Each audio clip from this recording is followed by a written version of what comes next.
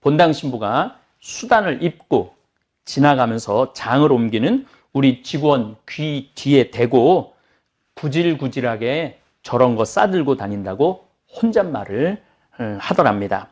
우리 직원이 그 말을 듣고 너무 자존심, 구질구질하게 저런 거 싸들고 다닌다고 너무 자존심이 상해서 저희는 그 성당에 도착하면은 먼저 본당 신부님한테 인사한다고 우리 장 종류를 전부 다 선물을 드려요. 수녀님, 수녀원에도 선물을 드리고 사무실 직원들한테도 선물을 드려요.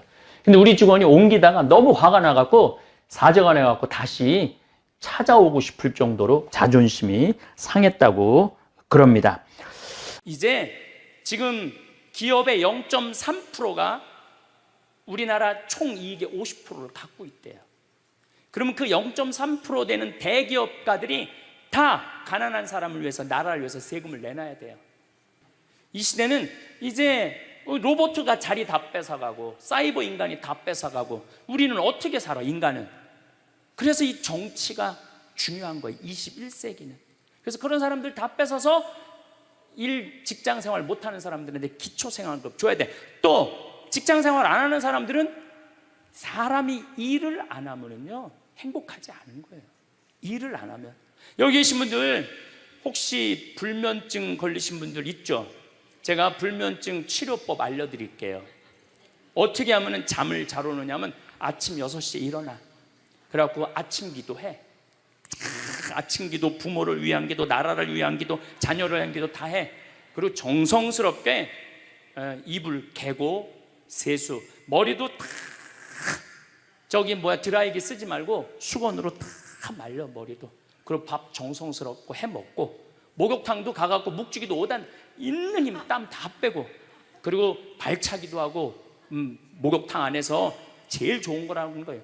그리고 산책하고 미사 참여하고 성서 쓰고 정성스럽게 행동을 하세요. 설거지도 정성스럽게 하고. 그러면은 저녁 8시만 되면 기절해서 자요.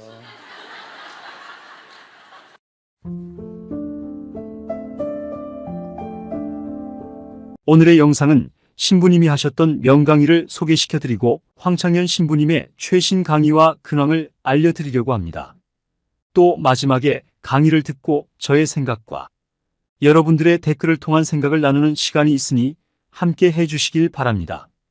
그럼 구독과 좋아요 눌러주시고 재미있게 시청해 주시길 바랍니다. 바로 시작하겠습니다.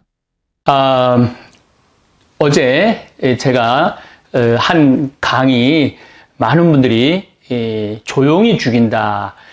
중국 사람들은 바이러스에 걸리면은 조용히 죽인다라고 말을 했고, 일본 사람들은 조용히 죽길 바라는 거예요, 국민들이. 그리고 우리나라는 어떻게 해서든지 조용히 죽고 싶어도 찾아내갖고 병원에 입원시켜서 고쳐주는 정부라고 말씀을 드렸습니다. 객관적으로 봐도 지금 중국, 한국, 일본을 보더라도 물론 우리나라가 조선시대 때 백성을 정말로 사람으로 취급하지 않고 개, 돼지로 취급을 했었죠. 그리고 세월이 흐르고 독재 정권, 군사 정권, 그 다음에 민주 정권, 이제 많이 자리를 잡아갖고 제가 보기에는 점점 발전하는 것 같습니다. 지금 대개 이제 제국시대에서 왕정시대에서 제국시대로 넘어가죠. 1800년도까지만 해도 왕정시대가 많았죠. 근데 1900년 1차, 2차 세계대전을 지내면서 제국시대로 넘어가는 거예요. 한 나라가 여러 나라를 정복하는 시대. 그리고 제국시대가 끝나고 난 다음에 그렇게 식민지로 있었던 나라들이 다 독립을 합니다. 독립을 할 때 정권을 누가 대개 잡느냐면 군부가 잡죠. 군인이 잡습니다. 군인이 잡고 난 다음에는 독재가 진행이 되죠. 우리나라는 조금 반대 성향이 있었어요. 이승만 정권에는 군인이 아니었죠. 그런데 중간에 쿠데타 때문에 이제 군부가 정권을 잡고 독재, 5.18 광주 민주화 운동 때 전두환 정권 군인 정권이 수많은 우리 젊은이들을 죽음으로 몰아넣고 정권을 잡았죠. 그리고 1987년 저도 그때 데모 방학하는 날 신학교에서는 데모를 못하니까 방학하는 날 수원 북수동에서부터 역정까지 함께 나도 이 민주화에 함께 해야 되겠다 하고 했던 기억이 나고 최루탄을 뒤집어 썼던 기억도 납니다.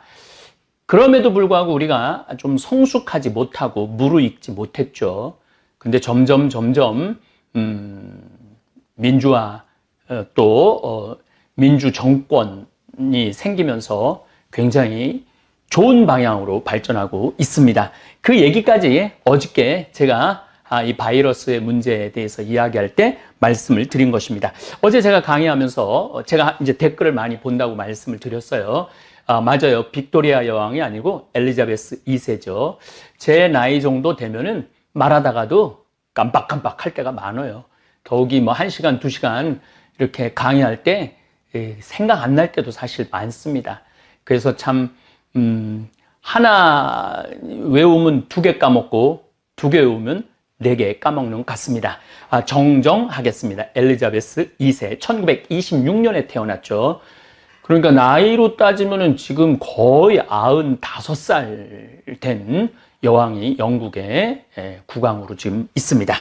자, 제가 전국으로 강의 다닐 때 이야기입니다. 10년 전쯤의 일입니다. 저는 강의 다닐 때마다 생태마을에서 생산한 된장, 간장, 고추장, 생태맘, 청국장, 가루, 찌개용 청국장을 들고 다니면서 팔았습니다. 오늘 잠깐 댓글을 보니까 남편이 당뇨가 들었는데 6개월 동안 이걸 꾸준히 먹으니까 당뇨도 수치가 내려가고 그 다음에 변비도 없어졌다고 너무너무 감사하다라는 글을 제가 읽었습니다. 그럴 때마다 저는 참 행복한 사업가죠. 그리고 행복한 생태마을 을장입니다. 어쨌든 제가 대부분 강의를 2시간 정도 초청 강의할 때 하는데 중간에 10분이나 15분 쉬는 시간에 평창 생태마을에서 생산한 장류 제품을 팔았습니다. 물론 제가 쓴 책들도 들고 나가서 판매하고 사인도 많이 해 주었습니다.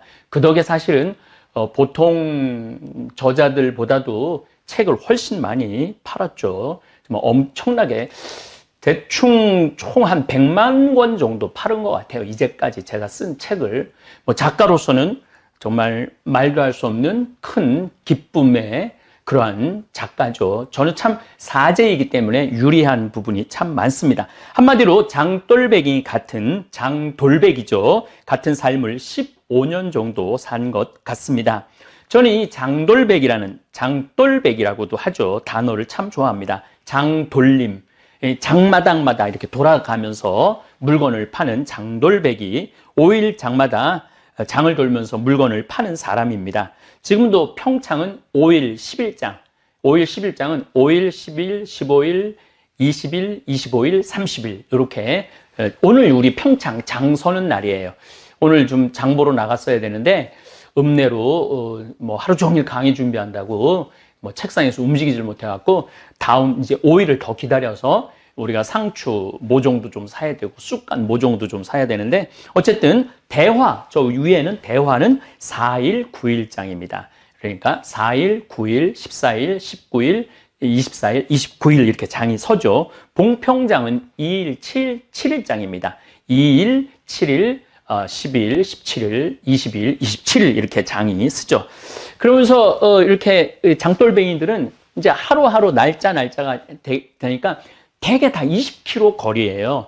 참 묘해요. 도시가 시골은 거리가 대개 20km입니다. 제천에서 주천 20km, 신림에서 주천 20km, 주천에서 우리 평창 20km, 평창에서 대화 20km, 대화에서 봉평 20km 이런 식으로 돼 있죠. 그래서 장돌뱅이들이 이렇게 하루 이제 물건 팔고 또 밤에 이렇게 이제 가면서 다음날 또 대화로 옮겨가고 봉평으로 옮겨가고 그러죠. 사실 예수님도 장돌백이셨습니다. 7일에 한 번씩 찾아오는 안식일에 회당을 들러서 하늘나라를 판매하신 분이에요. 제가 옛날에 내 사목 목표는 고객 만족도 아니고 고객 감동도 아니고 고객 기절이다.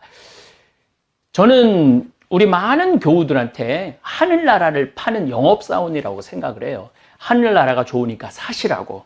그래갖고 그 하늘나라의 좋음을 내가 최대한 잘 홍보할 수 있는 그러한 능력을 갖추는 게 예수님 보시기에 좋은 사도라는 말씀을 참 예전에 많이 드렸습니다. 저 역시 장돌배기로 전국을 돌아다니면서 하느님 나라를 판매했습니다. 지금은 유튜브를 통해서 하느님 나라를 팔고 있습니다. 하느님 나라 좋다고 이렇게 많이 얘기를 하죠. 이 유튜브가 엄청난 공간입니다. 3월 16일 날 제가 귀국보고라는 제목으로 강의를 올렸는데 5일 만에 시청하신 분들이 16만 명입니다. 5일 만에 방탄소년단이 뉴저지 맷라이프 스타디움에서 8만 명을 상대로 공연을 했는데 제 강의는 이 2배의 시청자들이 시청을 한 것입니다.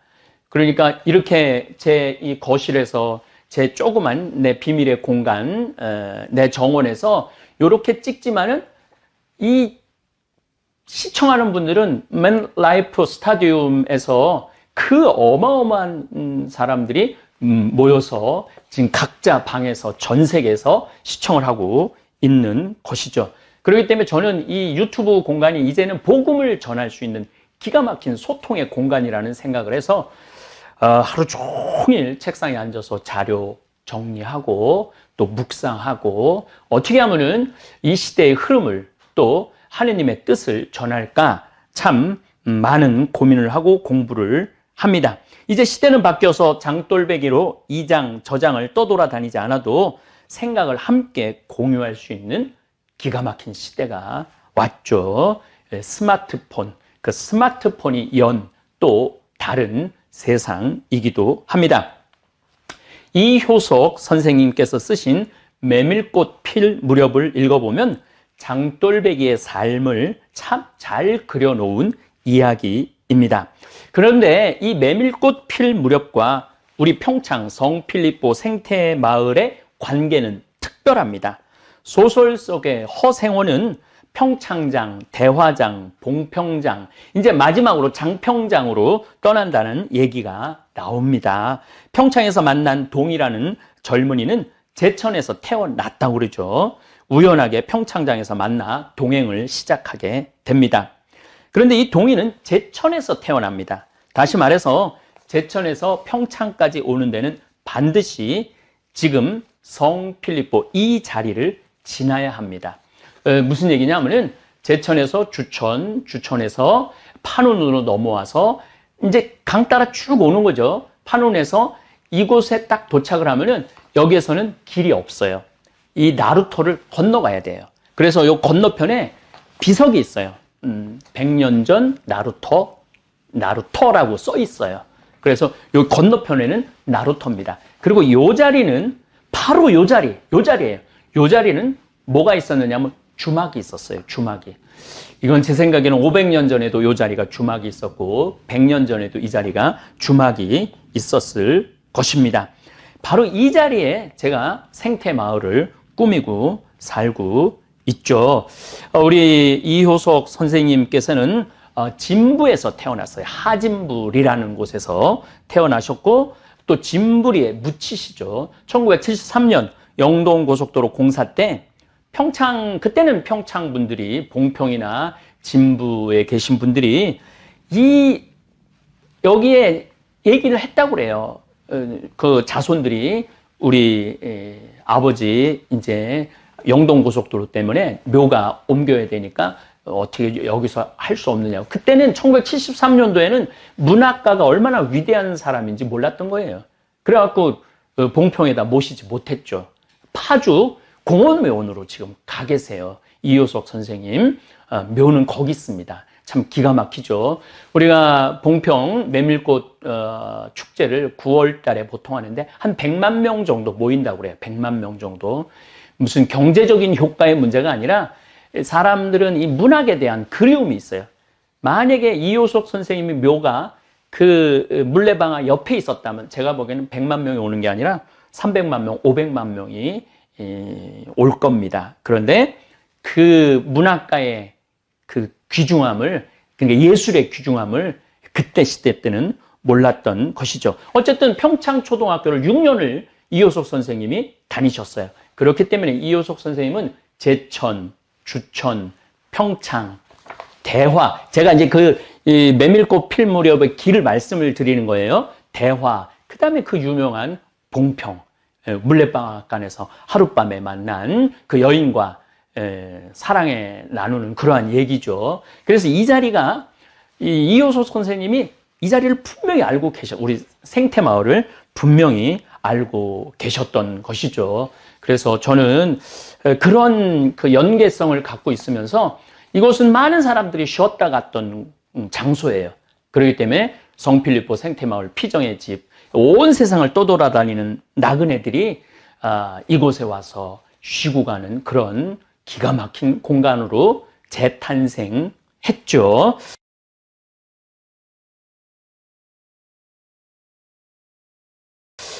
또 이 자리가 또 역사적으로 소설적으로 더 의미 있는 장소입니다. 왜냐하면 김병현, 김삿갓 시인 아들 김익균 선생님이 저 천동리에서 살았어요.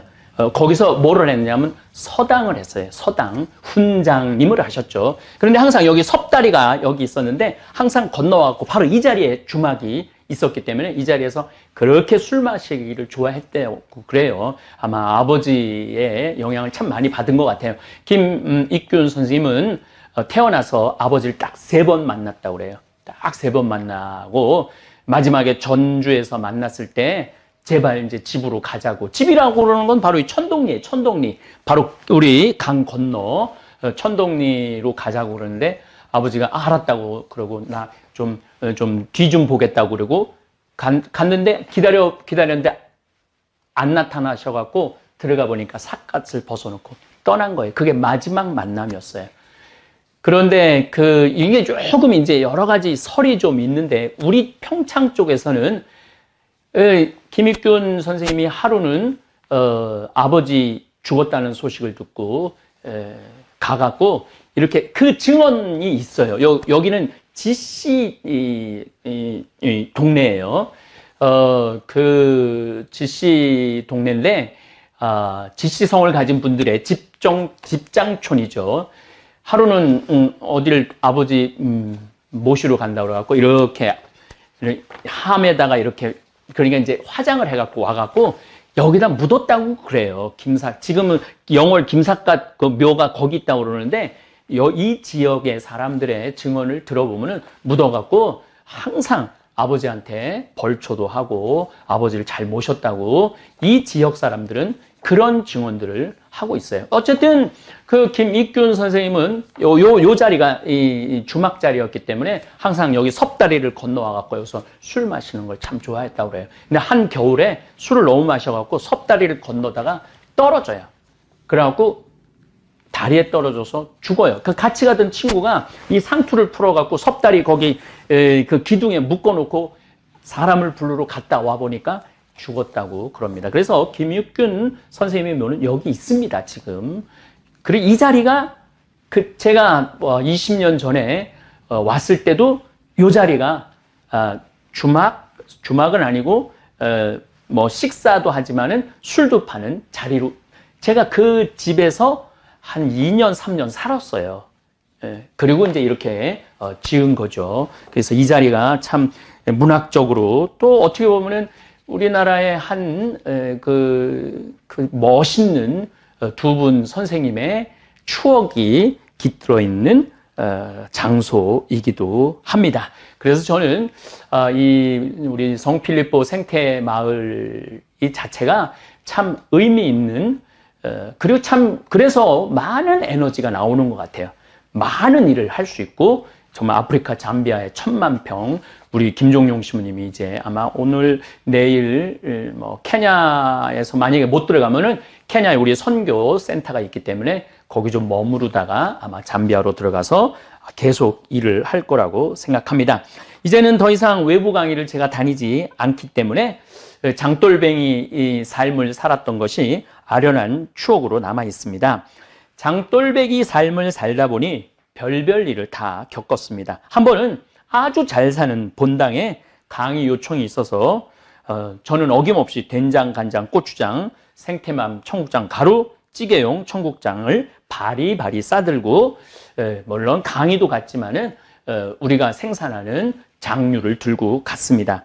저는 강의하느라 성당으로 들어가고 우리 직원은 제 차 트렁크에서 물건을 내려 성당 입구에 판매대로 물건을 이렇게 옮기는데 본당 신부가 수단을 입고 지나가면서 장을 옮기는 우리 직원 귀 뒤에 대고 구질구질하게 저런 거 싸들고 다닌다고 혼잣말을 하더랍니다.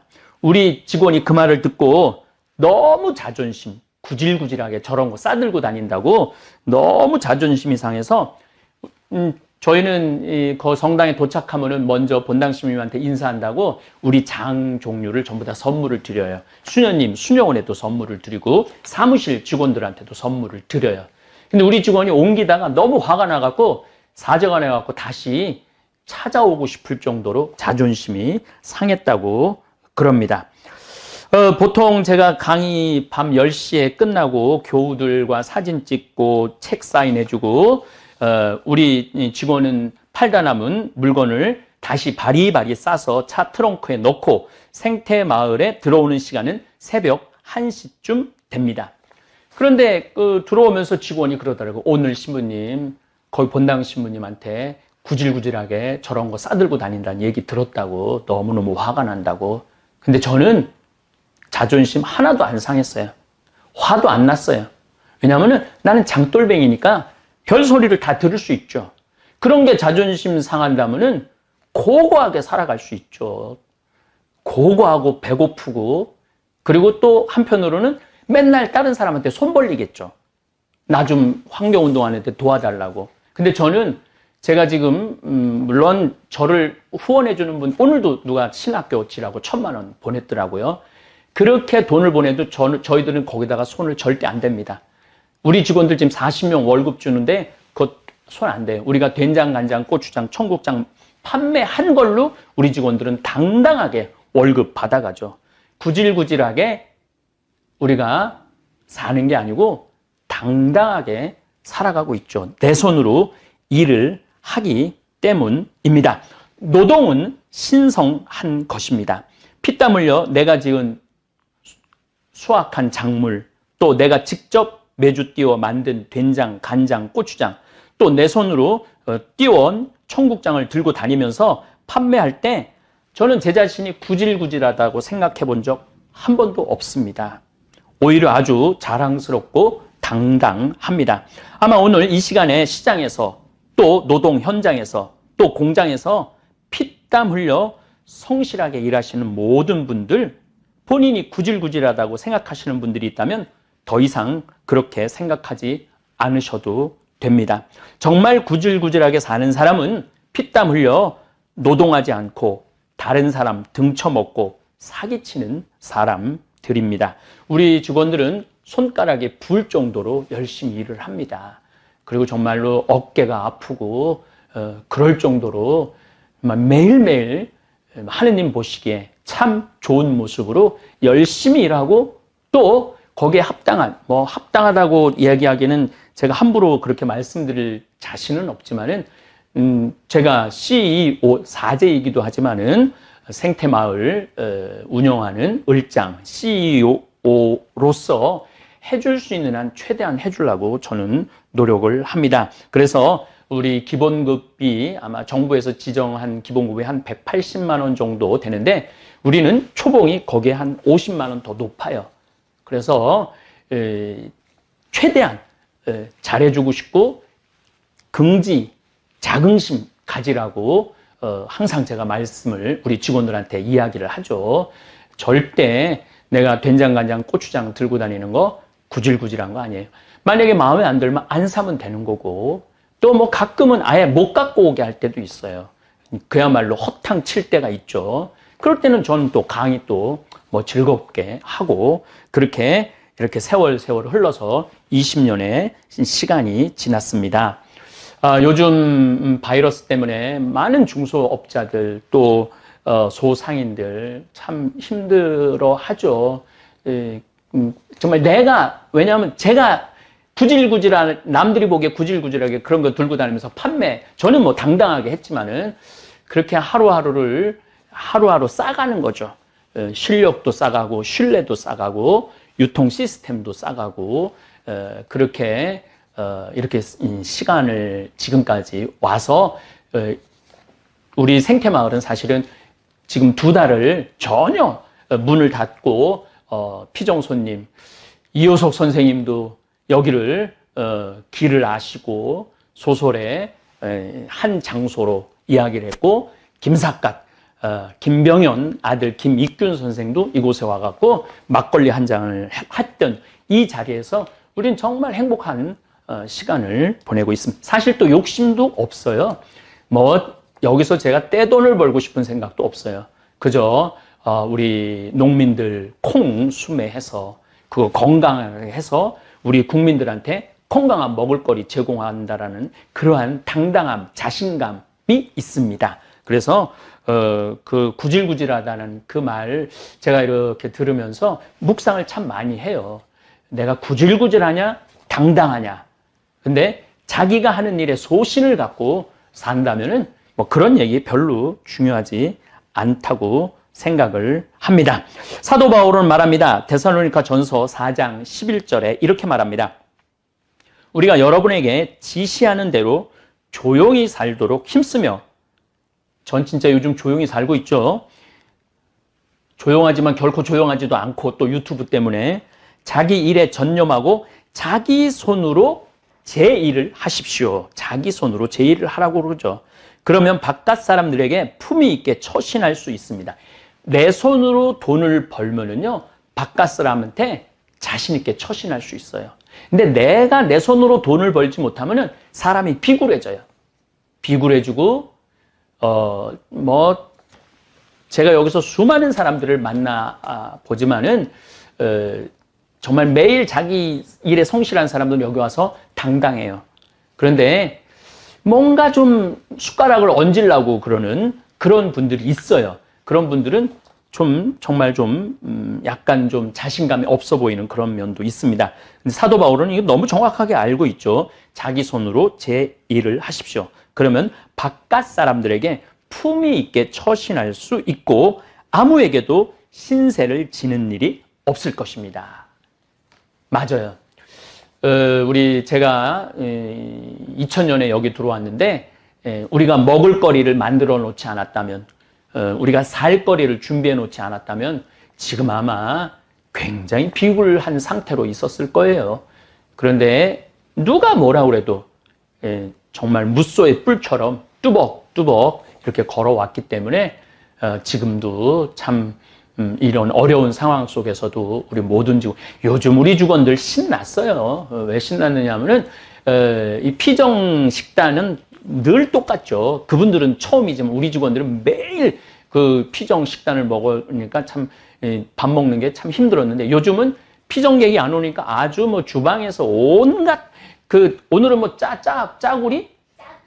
짜글이 백종원 씨가 한 짜글이를 저녁에 했는데 저도 올라가서 먹었는데 아주 맛있더라고요. 전 뭐 조금 맛을 봤는데 참 맛있더라고요. 우리 직원들이 아주 요즘 식사 시간이 기대가 된다고, 어떤 우리 직원은 그거 맨날 찍어서 자기 친구들한테 자랑한다고 그럽니다. 어쨌거나 하여튼 요즘 바이러스가 창궐하는 시대를 살면서 내 손으로 일해서 먹고 살 수 있음에 얼마나 감사한지 모릅니다. 이제 잠깐 제 손으로 일하는 장면을 여러분들 잠깐 감상해 보시기 바랍니다. 돌단풍입니다. 우리 생태마을에 이제 돌단풍이 나오기 시작하네요. 이제 봄이 드디어 시작을 했습니다. 우리 생태마을 정말 아름답습니다. 저희들이 이 생태마을을 꾸미는데 20년 딱 걸렸어요. 이제 올해부터는 조금 더 조경도 좀 많이 하고 많은 분들이 와서 정말 행복하게, 제가 우리말만 쓰려고 노력하는데 그야말로 영어로 하면 릴렉스하게 좀 편안하게 많은 분들이 와서 쉬었으면 좋겠는데 요즘 바이러스 때문에 온 국민이 자가격리를 좀 하고 있죠. 이 아름다운 저 하늘 좀 비춰봐. 이렇게 오늘 그냥 하늘이 예쁘고 그냥 좋은데 이런 맑은 공기 우리 국민들이 많이 마셨으면 좋겠는데 바이러스 때문에 우리 생태마을 지금 문을 닫고 있어요. 지금 2달째 문을 닫고 있는데 하루빨리 이 문을 열 수 있도록 정부도 노력하고 국민도 노력하고 그랬으면 좋겠습니다. 예, 항아리가 많으면은 그 집이 부자인지 부자가 아닌지 잘 알 수 있다고 그러는데 우리 생태마을 이렇게 항아리 이렇게 보시면은 반대쪽도 한번 비춰봐요. 예, 우리들이 이 장을 된장, 간장, 고추장 지금 담궈 놓은 겁니다. 제일 좋은 거는 3년 묵은 된장이 제일 맛있는데 우리 된장 인기가 좋아갖고 이렇게 많이 담그는데도 그리고 생태마을은 이제 제가 그 소금 간수 빼는 거를 좀 보여드릴 텐데 소금을 미리 비금도에서 사놔서 간수를 빼갖고 장을 담급니다. 제가 늘 드리는 말씀이지만 우리 생태마을의 장은 매주 띄워갖고 또 그걸로 비금도 물로 된장, 간장, 고추장은 뭐 좀 다른 성격이 있죠. 고춧가루. 물론 고춧가루도 당연히 우리 생태마을에서 생산한 고춧가루로 고추장을 담급니다. 이게 메주가 온 우주가 들어있다고 그래요.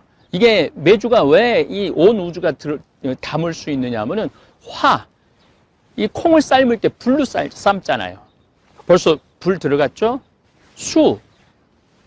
콩 불릴 때 좋은 물로 콩을 불리잖아요. 그 수 들어갔죠?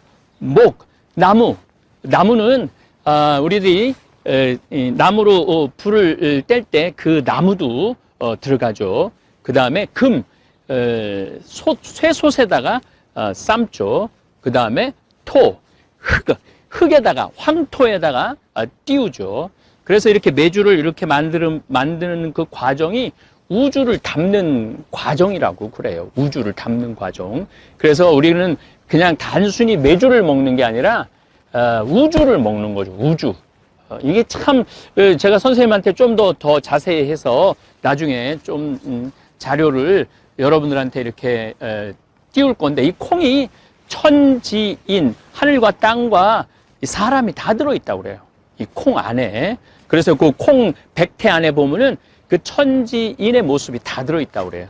그래서 우리가 이 된장은 제가 보기에는 우리 대한민국 한민족의 지혜가 들어있는 음식이 된장인 것 같아요.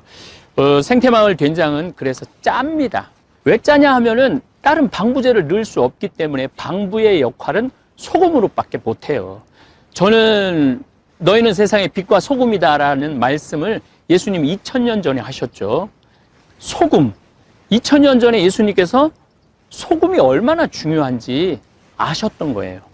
그래서 너희는 세상의 빛과 소금이다. 소금은 그래서 우리 인간 그 삶 안에 빠질 수가 없는 거예요. 그러니까 오죽하면 금이라고 그러겠어요. 황금, 소금. 그리고 더 중요한 건 제가 말하죠. 금 중에 진짜 중요한 금은 지금이에요. 지금 행복하지 않으면은 내일도 행복할 수 없어요. 지금 우리가 지금 바이러스 때문에 고통을 겪고 있는데 이런 일이 벌어질지 2020년 경자년 시작하면서 어떻게 알았어요? 아무도 몰랐죠. 이런 일이 벌어질지. 희망찬 2020년 그러고 시작했는데 이 전 세계가 지금 완전히 그냥 올 수도 없된 거 아니에요. 전 세계가. 그리고 서로 담을 쌓고 벽을 치고 스스로의 감옥에 갇혀서 살잖아요. 그래서 내일 일은 모르는 것 같아요. 내일 일은. 그래서 제가 가끔 내일 일은 난 몰라요. 그 노래를 가끔 부르는 이유 중에 하나가 내일 일은 몰라요. 그래서 지금 그리고 지금 소금. 이 소금이 굉장히 중요한 역할을 합니다. 이제 오늘 3월 20일인데 아주 봄볕이 어제는 막 태풍 같은 바람이 불더니 지금 봄볕이 들어서 우리 생태마을에 지금부터 이제 장 익는 냄새가 나기 시작해요. 그럼 참 구수해요. 장 익는 냄새가 너무너무 좋은 것 같아요. 제가 간장차 얘기도 하죠. 뭐 제가 보기에는 지금 뭐 바이러스 때문에 많은 사람들이 힘들어하는데 면역력 키우는 게 참 중요한 것 같아요. 면역력. 물론 뭐 면역력 키운다고 다 바이러스에 안 걸리는 건 아니지만은 어느 정도 우리가 면역력을 가지려면은 이 장류를 먹어야 돼요. 우리 된장은 재래식이라고 지금 계속 말씀드리죠. 그렇기 때문에 짜요. 짜기 때문에 도시에서 그 누런 된장, 그런 된장하고 맛은 달라요.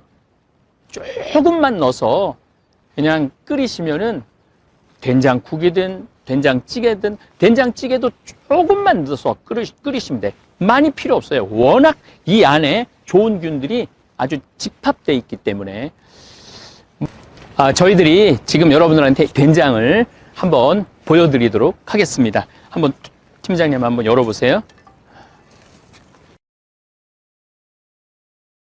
네, 이렇게 우리들이 지금 항아리에다가 이렇게 보자기를 이렇게 했는데 옛날에는 광목을 썼는데 광목을 써다 보니까 자꾸 곰팡이가 생겨요. 그래서 우리 직원들이 항아리를 이렇게 할 때 정말 나도 처음 봤네. 이렇게 예쁘게 그냥 이렇게 하는 줄. 정말 정성스럽고 정말 정성스럽고 예쁘게 이걸 뭐라 그러지? 이런 거를 보자기라고 그러나? 보자기. 이 보자기로 이렇게 예쁘게 매듭을 쳐서 벌레도 안 들어가게 하고 먼지도 안 들어가게 하고 정말 먼지가 이렇게 위에 이렇게 있네. 못 들어가게. 이제 보통 우리가 한참 이거 익을 때 이게 뚜껑을 열어두잖아요. 네. 예, 한참 익을 때는 뚜껑을 열어둬서 이 태양빛, 공기 이런 모든 것이 숙성이 아까 제가 말씀을 드렸죠. 화, 수, 목, 금, 토가 다 들어있다고. 자, 장을 드디어 한번 개봉을 해 보겠습니다.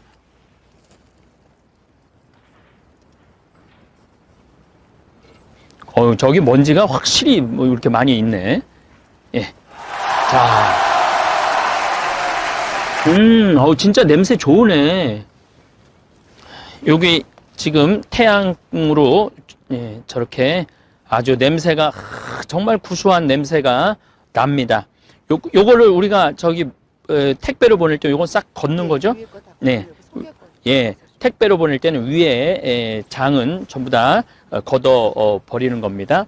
그래서 택배를 보낼 때는 요렇게 요게 1kg입니다. 1kg. 요렇게 포장을 예쁘게 해서 여러분들한테 보내드리는 겁니다. 요 정도면은 보통 일반 가정에서 얼마나 먹을까요? 저는 일주일에 된장찌개를 2번 내지 3번을 먹어요. 저 밥 해주는 분한테 그냥 해달라고 그래요. 난 오늘 된장국 먹고 싶다. 된장찌개 먹고 싶다. 왜냐하면 이 된장국이 참 구수한 게 참 맛있는 것 같아요.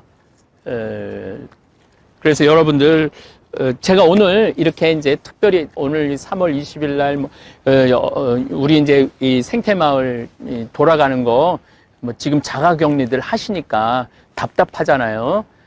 더욱이 면역력을 키워주는 음식으로는 우리 생태마을 이 장이 최고인 것 같아요. 그래서 여러분들한테 특별히 이렇게 소개를 해드리고 함께 나누고 싶어갖고 또 우리 생태마을이 도대체 뭘 하는 데인지 잘 모르는 분들 너무너무 많아요. 자, 저게 황토집입니다. 저거 제가 지은 겁니다. 믿어지지 않으시겠지만은 제가 포크레인으로 해갖고 제가 지은 건데 기운이 다 딸려갖고 저 위에다가 사실은 그 노르웨이에 가보면은 저 위에다가 잔디를 심어갖고 꽃을 올리는데 그걸 하고 싶었는데 기운이 딸려갖고 저기까지밖에 제가 못했어요. 기운이 딸려서. 지금도 뭐 많은 분들이 이곳을 많이 이용을 합니다. 제가 이제 한번 저기도 지금 우리 은퇴하신 아주 높은 공무원 하시고 출입국 관리 국장까지 하신 분이 지금 저곳에서 한 10년 정도 지금 살고 계신데 저것도 제 손으로 지은 겁니다. 예, 제가 가장 좋아하는 텔레비전 프로그램은 나는 자연인이다입니다. 그걸 보고 있으면은 마음이 그렇게 편안해요. 자연인들 이렇게 이제 뉴스를 먼저 보죠. 그 정치인들 막 모습 보다가 자연인들 모습 딱 보면은 마음이 너무너무 편안해요. 그래서 저 역시 자연인으로 살고 있죠. 자연인으로 살고 있는데 제가 천주교 신부이기 때문에 천주교 사제이기 때문에 공적인 사람이기 때문에 그 혼자서의 유유자적을 누릴 수는 없죠. 또 물론 제가 혼자서 유유자적을 누린다면은 사제가 될 이유가 없죠. 많은 교우들한테 위로를 하고 또 많은 교우들한테 하늘나라의 신비를 알려주고 또 이 지구가 조금 더 건강해질 수 있도록 노력하는 것이 제 사명이죠. 하지만은 올해 어차피 이 바이러스 때문에 자가 격리 상태에 있기 때문에 올해는 좀 나는 자연인이다라는 마음으로 살고 싶고 생활 패턴도 그렇게 살고 싶어요. 그래서 여러분들한테 요거는 지금 이 꼭지 말고 다른 꼭지에 제목 자체가 나는 자연인이다라는 꼭지로 여러분들한테 제가 한번 황토집 짓는 과정, 또 농사 짓는 과정, 또 유기농으로 농사를 어떻게 짓는지 이런 것들도 한번 담아서 시리즈로 한번 여러분들한테 보여드릴 거예요. 그래서 사실은 이것도 나는 자연인이다의 일부분이죠. 제가 이 된장, 간장, 고추장, 그 다음에 생태맘, 청국장, 가루 만들려고 그랬던 이유 중에 하나가 우리 농민들 저기가 이제 마질이, 대상리, 대하리, 뭐 대상 1, 2, 1, 2, 2리 뭐 다 그러죠. 하리, 중리, 상리 뭐 이거 다 이제 이게 일제 잔재죠.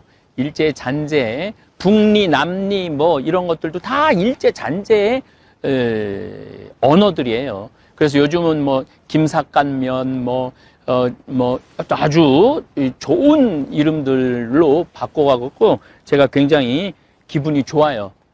그렇게 건강한 모습으로 어제도 차탄체 검진한다. 그 참 우리 대한민국 사람들이 보면은 굉장히 건강한 생각을 많이 갖는 것 같아요. 저희들이 2020년 경자년 간장 담그는 모습 여러분들한테 보여드리도록 하겠습니다. 매주를 저희들이 한 60일 정도 띄웁니다. 60일 정도 띄워갖고 정월 안에 소금 18도, 염도 18도를 맞춰서 우리는 비금도 소금을 씁니다. 간수를 한 3년 정도 빼죠. 3년? 네, 3년 정도 간수를 제가 이제 나중에 이제 소금도 저희들이 한번 보여드리도록 하겠습니다. 간수를 빼서 정월 안에 2월 7일 정도 했습니다. 그리고 한 50일 정도 담그고 난 다음에 장가르기를 합니다. 여러분들 이렇게 보시면은 숯이 있는데 이거 숯은 메주의 독성을 빼는 거예요. 메주의 독성만 빼는 것이 아니고 이 숯이라는 게 참 신비한 것 중에 하나가 나쁜 것들을 흡착을 하는 능력이 있어요. 숯이. 그래서 여러분들 그 수돗물 이렇게 드실 때 아주 특별한 삼투압, 그 서울은 지금 삼투압으로 수돗물을 정화를 해서 먹는데 그러지 않는 한 대개 백탄으로 마지막으로 걸러서 여러분들 집으로 가는 거예요. 그래서 숯이 우리 생활 안에 쓰여집니다. 그리고 이제 고추가 있는데 이 고추는 칼칼한 맛도 냅니다. 이 붉은 고추는. 근데 또 우리 전통적으로 나쁜 액을 막아주죠.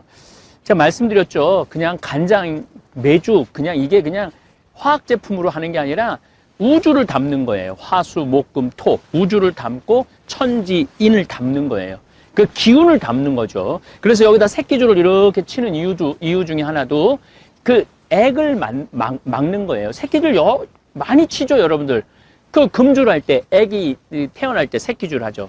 또 언제 새끼줄을 쓰느냐면은 부모님 돌아가셨을 때 머리에, 대개 며느리들이 머리에 많이 하고 아들들은 허리에 많이 하죠. 머리에도 하고 허리에도 해요. 물론 죄인이라는 의미도 있지만 시신 앞에 있으면서 그 액을 쫓아내기 위해서 쓰는 거죠. 그래서 이렇게 단순히 과학적으로만 할 수 있는 게 아니에요. 장이라는 것 자체가. 그 다음에 대추는 자손도 좀 많게 하고, 당연하죠.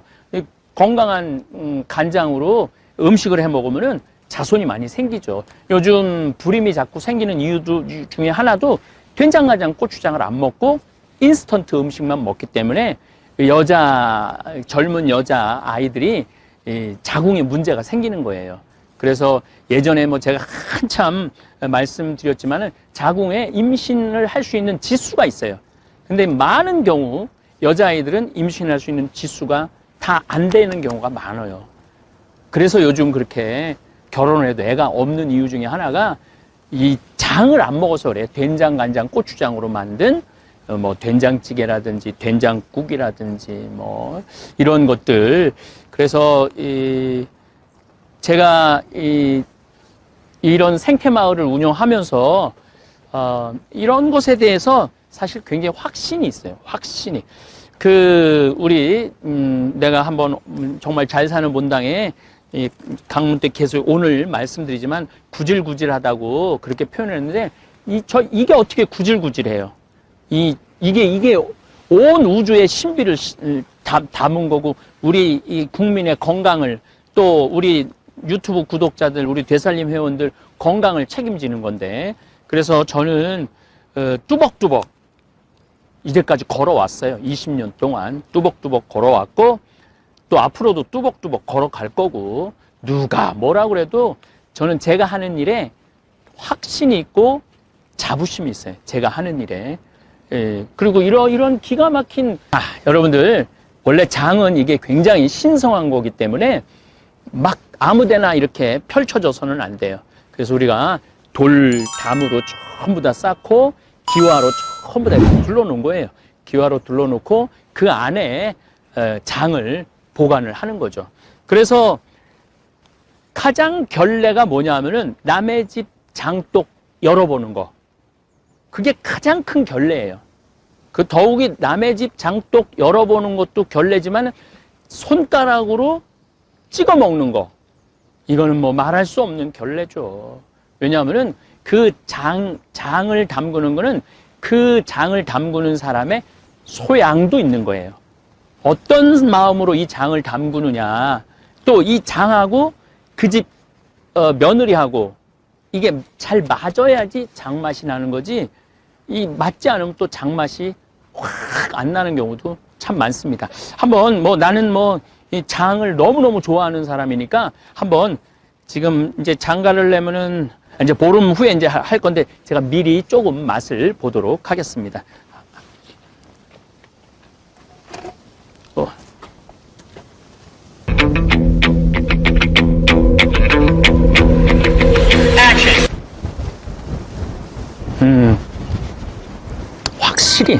확실히 깊은 맛이 나. 닫아주세요. 그리고 이제 지금 참 옛날에는 이 뚜껑으로만 어떻게 했는데 요즘은 이게 바람이 통할 수 있도록 해놓고 먼지가 안 들어가고 태양빛을 그대로 받을 수 있도록 이렇게 참 잘 해놨어요. 요즘은 점점 우리 이 기술이 좋아지는 것 같아요. 요즘 바이러스 때문에 많은 분들이 힘들어하고 이러는데 사실은 제가 하는 강의를 처음부터 끝까지 듣는 분들도 있지만 띄엄띄엄 듣는 분들도 계신데 간장차라는 게 그렇게 우리 면역력 향상에 좋다고 그러잖아요. 요 정도 되는 거에 반 정도, 숟가락의 반 정도 여기다가 넣어서 그냥 차 마시듯이 마시면은 관절 아픈 분들도 좋고 여러 가지 몸 안 좋은 분들도 좋다고 그래요. 돈 들어가는 거 아니에요. 우리 조상님의 지혜가 들어가 있는 거를 먹는 거죠. 네. 잘 보셨습니까? 사도 바오로는 천막 짜는 일로 밤낮을 지새웠다고 고백하고 있습니다. 그리고 설교는 안식일에만 회당을 찾아다니면서 복음 선포를 하셨습니다. 제가 예수님은 장돌뱅이라고 또 바오로 사도도 역시 장돌뱅이라고 말씀한 게 대개 안식일만 거의 모임을 가졌어요. 물론 중간에 한 목요일에 한 번 또 모임을 갖기도 이 회당 시나고게 예전에 유대인들은 그런데 주로 안식일에 이렇게 이 시나고게 그 갈릴리아는 7개 시나고게가 있었다고 그래요. 회당이. 그래서 한 주간에 한 군데씩 떠돌아다니면서 마치 우리 5일장 다니듯이 예수님께서 이렇게 하늘나라를 선포하셨죠. 저는 생태마을에서 하는 일이 얼마나 자랑스럽고 당당한지 모르겠습니다. 오늘을 고단하게 살아가는 모든 분들에게 저는 위로하고 싶습니다. 절대 구질구질한 삶이 아니라고. 이야기는 또 내일 제가 이어서 노동의 신성함에 대한 말씀을 드리도록 하겠습니다. 귀양 오늘 우리 김삿간 얘기를 나왔으니까 우리 방랑시인 김삿갓 시를 예전에 아주 재미나게 읽었던 시입니다. 그래서 그 시를 하나 읽어 드리도록 하겠습니다. 제목은 시시비비입니다. 이해 저해 해가 가고 끝없이 가네. 이날 저날 날은 오고 끝없이 오네. 해가 가고 날이 와서 왔다가는 또 가니 천시와 인사가 이 가운데 이루어지네. 요거를 한문으로 쓴 거예요. 이건 푸른 건데 그래서 이 김삿갓이 천재라는 거예요. 연년년 무궁거 111 레부 진레 연거월레레 우거 천신 사차 중최. 그 다음 시가 더 기가 막혀요. 여러분들 한번 들어보시면은 우리 김삿갓이 우리 어렸을 때 아마 우리 팀장님은 아마 방랑신 김삿갓 그러면서 이렇게 했던 라디오 그런 거 아마 기억나실 거예요. 저도 아주 어렸을 때 너무너무 저 초등학교였으니까 무슨 뜻인지 몰랐지만은 그 목소리, 성우가 참 목소리가 좋았던 것 같아요. 그때, 요거 여러분들 읽어드리도록 하겠습니다. 요즘 유튜브에, 댓글을 보면은 네가 옳으니, 내가 옳으니 서로 의견이 분분하고 심지어는, 좀, 폭력적인 언어까지 쓰는 분들도 있는데, 우리, 김삿갓 시인의 이 기가 막힌 내용을 좀 들어보고 조금 마음의 여유를 가지시라고 제가 이 시시비비라는 시를 마저 읽어드리도록 하겠습니다. 옳은 것 옳다 하고 그른 것 그르다 함이 꼭 옳진 않고 그른 것 옳다 하고 옳은 것 그르다 해도 옳지 않은 건 아닐세. 그른 것 옳다 하고 옳은 것 그르다 함. 이것이 그른 것은 아니고 옳은 것 옳다 하고 그른 것 그르다 함. 이것이 시비일세. 이거를 한문시로 바꾸면은 이렇습니다. 시시 비비비 시시 시 비비 시 비비 시 시 비비 시시 비비 시시 비비 시시 비. 감사합니다.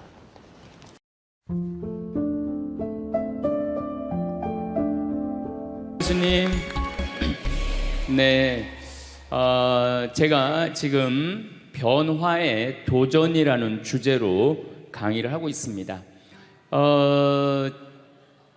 지금은 4차 산업혁명 시대에 들어서고 있다고 그래요. 도대체 4차 산업이 뭐냐? 1차 산업은 증기기관의 발명 이후부터 1차 산업이에요. 1800년서부터 한 1900년대까지 이 와트라는 사람이 증기를 가지고 힘을 쓰면서부터 증기기관차, 증기기선, 배, 그 다음에 옷 짜는 것도 증기방적기 뭐 이래갖고 영국에서 시작된 산업혁명을 1차 산업이라고 그래요. 그리고 2차 산업은 에디슨이 1905년에 발견한 전기. 이 전기, 이게 1905년에 에디슨이 발명한 거예요. 그래서 이 전기로부터 시작되는 것을 2차 산업이라고 그래요.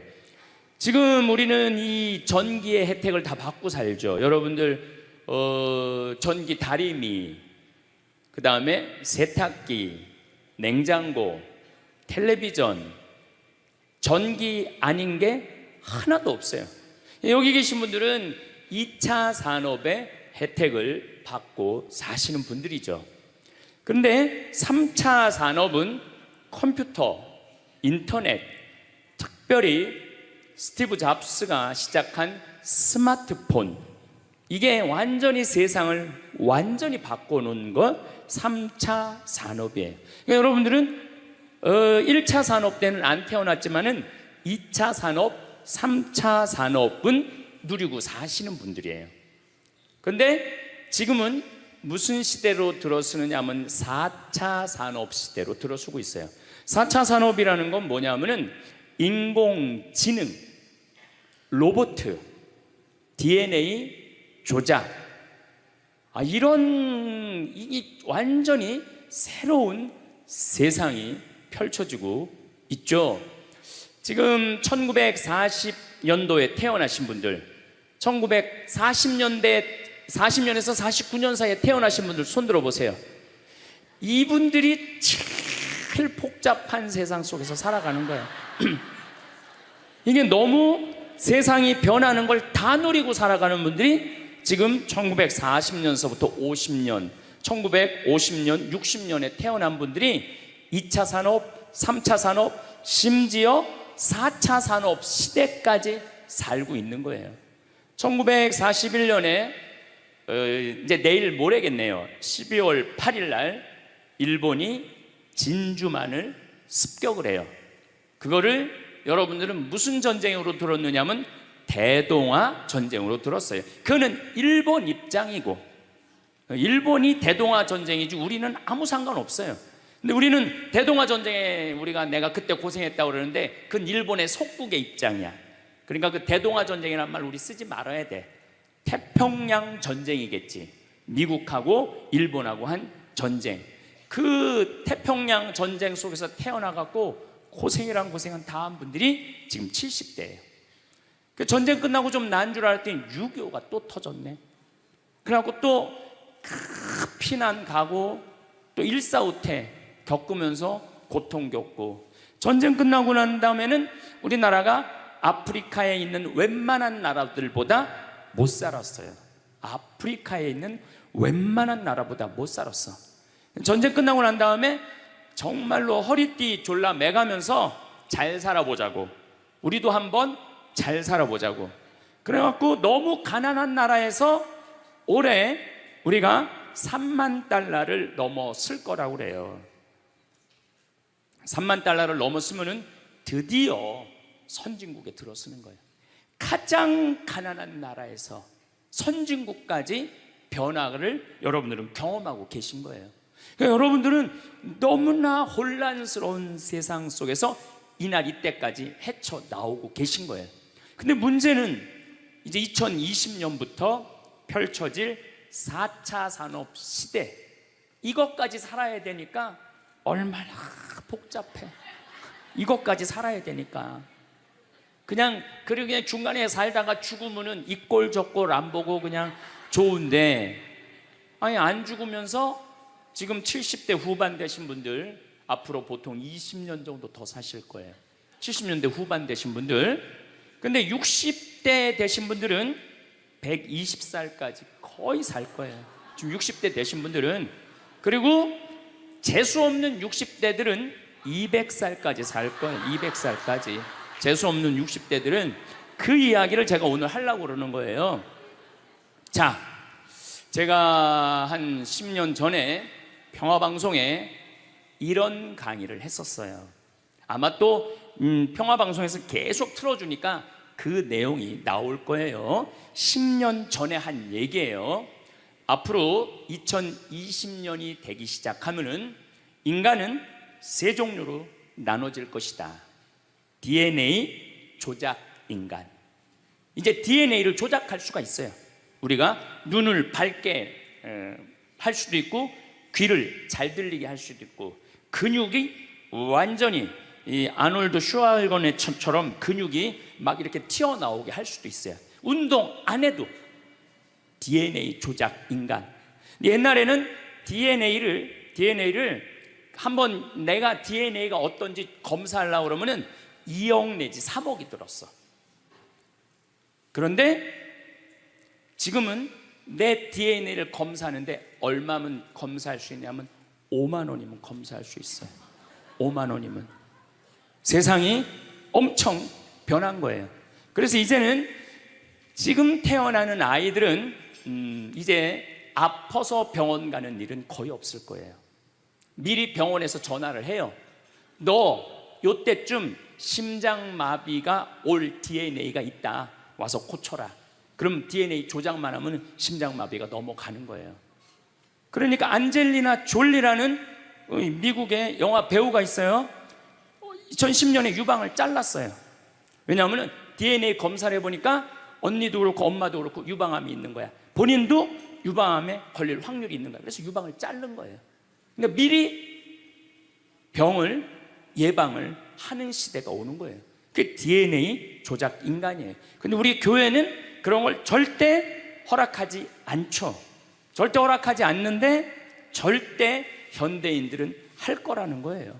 그 다음에 두 번째 인간은 어떤 인간이냐면 사이버 인간, 기계 인간이에요. 인공지능 로봇 인간.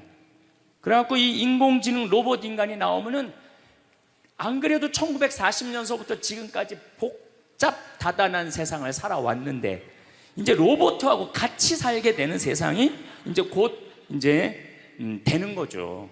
그리고 이제 세 번째 인간은 오리지널 인간. 여러분들, 저나 여러분들. 근데 누가 제일 떨어지느냐? 오리지널 인간이 제일 떨어질 거예요. 그래서 앞으로는 이제 어떤 세상이 제일 걱정되는 게 뭐냐면은 로봇가 공장에서 일하는 거예요. 로봇가 공장에서 일을 하게 되면은 많은 노동자들은 일자리를 잃어버려요. 현재 몇 명 정도 일자리를 잃어버릴 걸로 예상을 하느냐면 8억 명 정도가 일자리를 잃어버린대. 8억 명. 그러니까 노동자의 4명 중에 1명은 일자리를 잃어버리는 거. 이거 보통 심각한 문제가 아니에요. 그래서 이제 웬만한 사람들은 공장에서 일할 수가 없어. 누가 다 일을 해? 로봇가 다 하니까. 그리고 요즘 그 조그만 회사 사장들 말을 들어보면은 요즘 뭐 노동자들 옛날에는 죽으라고 일했는데 아침에 잠깐 나가서 커피 마신다고 와서 커피 한 잔 마시고 또 잠깐 나가서 좀 일하는 척하고 들어와서 밥 먹는다고 그러고 또 조금 나가서 그러니까 돈 주고 일을 시킬 수가 없다는 거예요. 그러니까 만약에 로봇가 일을 하면은 사람을 시키겠느냐? 로봇을 시키겠느냐? 당연히 로봇을 시키는 거죠. 그러니까 점점 사람이 일자리를 빼앗길 것이라는 거예요. 로봇을 쓰는 사장들은 돈을 어마어마하게 벌고 그런 자본이라든지 그런 능력이 없는 사람들은 무지무지하게 가난하게 사는 거예요. 이제 앞으로 여러분들이 5년 후, 10년 후에 볼 세상이 그렇다는 거예요. 그래서 요즘 세계적으로는 어떤 정치적인 시도를 하느냐면은 그럼 일자리 없는 사람들은 먹고 살아야 될 거 아니야. 사람인데. 그래서 로봇한테 세금을 매기는 거예요. 그래갖고 로봇가 만약에 일을 하면은 저 로봇한테 100만 원 세금을 매기는 거야. 그 로봇한테. 그래갖고 그 100만 원을 누구한테 줘? 일 못하는 사람한테 주는 거예요. 그게 기초생활 수급이라는 거예요. 기초생활 수급. 그러니까 기초생활 수급을 이제는 10만 명, 100만 명이 받는 게 아니라 8억 명, 10억 명이 받는 세상. 그러니까 이제 앞으로 미래에 펼쳐질 세상은 지금 생각하는 거라고 너무 다른 세상이 되는 거예요. 두 번째는 어떤 세상이 오느냐면 로봇하고 공존하는 세상. 벌써 초등학교는 선생님이 공부를 가르치지 않고 로봇가 학생들한테 공부를 가르치는 학교가 나왔어요. 로봇가 애들한테 수학을 가르치고 영어를 가르치는 거예요. 발음도 훨씬 좋고, 그리고 이 로봇의 장점은 뭐냐면은 차별하지 않아. 로봇은 얘가 뭐 부잣집 아들이든지 얘가 공부를 못하든지 잘하든지 차별하지 않는 거예요. 그리고 웬만한 선생님보다 훨씬 잘 가르친다는 거예요. 그러니까 이제는 로봇가 교사가 되는 그런 시대가 온 거예요. 또 이제는 앞으로는 무슨 세상이 될 거냐면, 어린아이들 돌보는 보모가 누가 돌보느냐면 로봇가 돌보는 거예요. 나 동화책 읽어줘. 그럼 엄마는 나 바빠, 짜증나, 아이 너 잠이나 자, 이런데 보모 로봇은 나 동화책 읽어주면 아주 부드러운 소리로 짜증 한번 안 부리고. 그러니까 애가 엄마를 좋아하는 것보다는 누구를 더 좋아해? 로봇 보모를 더 좋아하는 거야. 나 엄마 필요 없다고. 이거 정말 우스갯소리가 아니라요, 진짜 벌어질 일이에요. 또 이제 로봇은 아내가 중풍이 걸렸어. 그래서 움직이질 못해. 그럼 누가 병간호를 운동을 도와주느냐 하면 로봇가 도와줘요. 근데 이 로봇은 완전히, 제가 지난번 강의 때도 얘기했지만은 이제 섹스 로봇가 나온다고 그랬죠. 록시라고 5가지를 고를 수 있다고 그래요. 피부색, 키, 성격, 이런 걸 고를 수가 있대. 그러니까 까칠한 여자, 부드러운 여자. 뭐 내가 까칠한 여자 좋아하면 성격 까칠한 로봇을 고르면 되는 거야. 근데 문제는 아내가 아파. 남편은 나가서 돈 벌어야 돼. 그래서 로봇을 하나 도우미 로봇을 했어. 근데 이 로봇은 아내를 너무 따뜻하게 해주는 거야. 그러니까 아내는 자꾸 남편한테 실망하는 거야.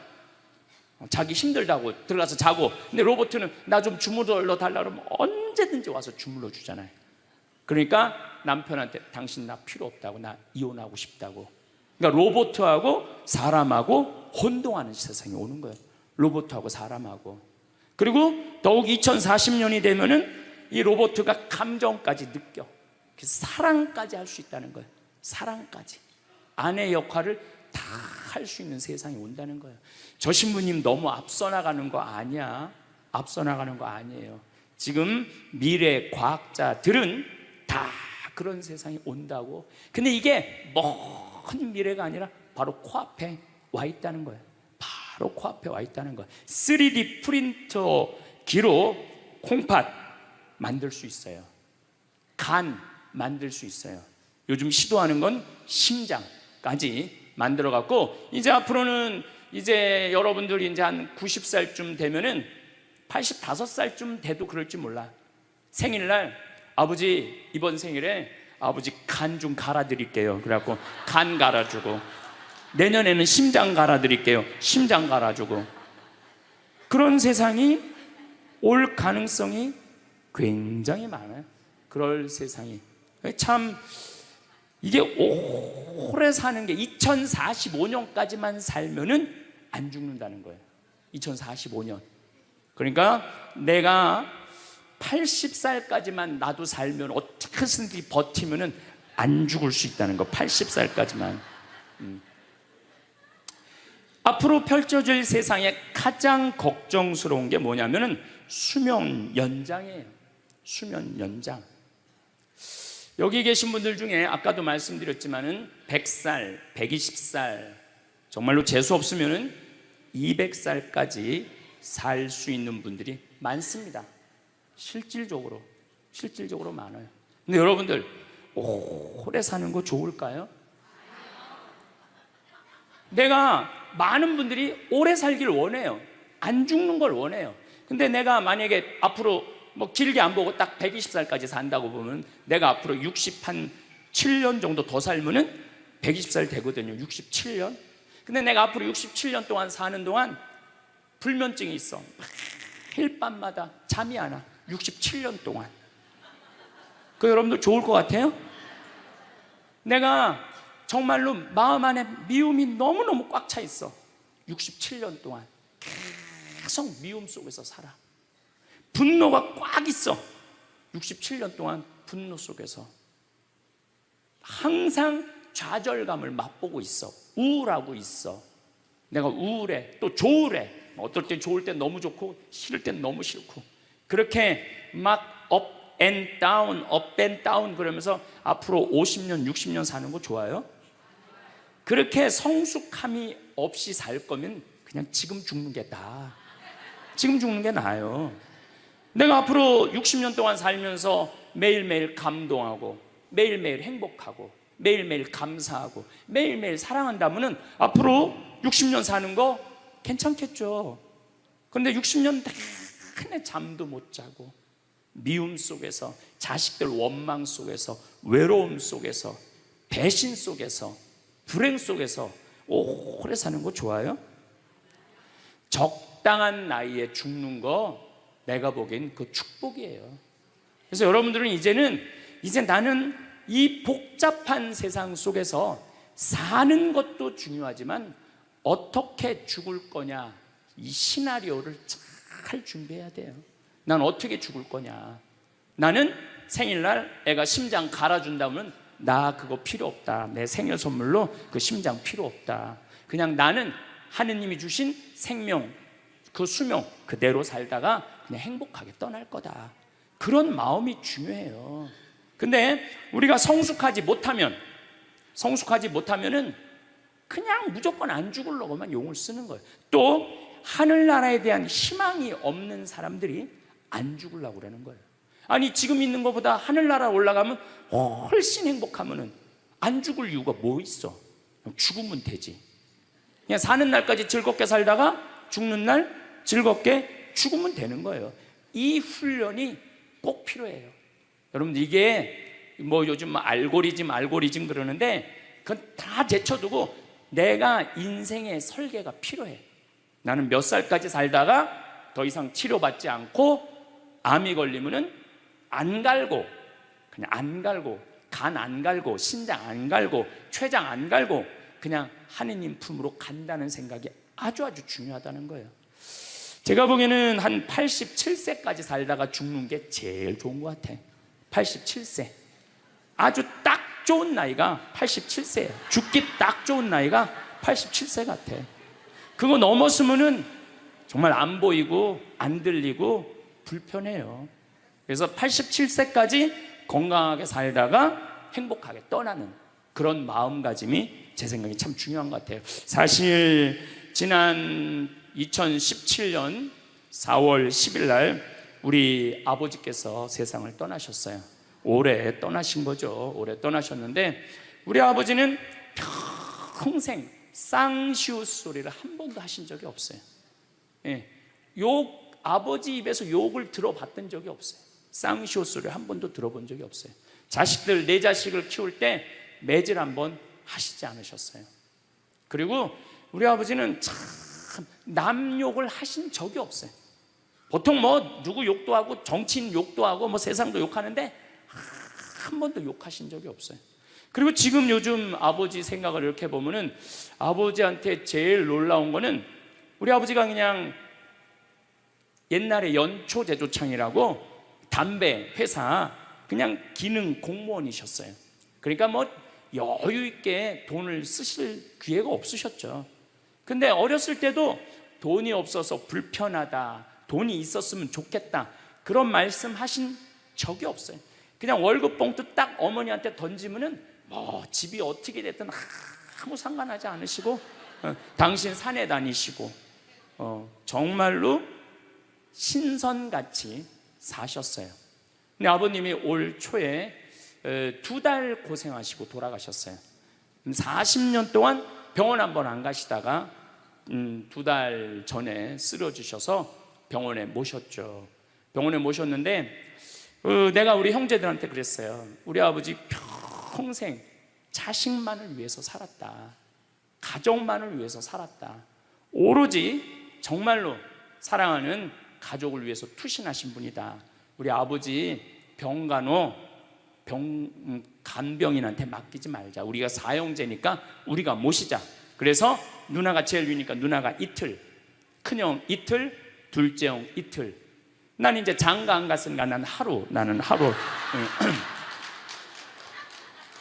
그래서 우리 뭐 형제들은 전부 다 결혼하고 손자들이 전부 다 아들, 딸 이러니까 아이들이 다 돌아가면서 아버지 병간호를 했어요. 그야말로 자식들 품에서 돌아가셨죠.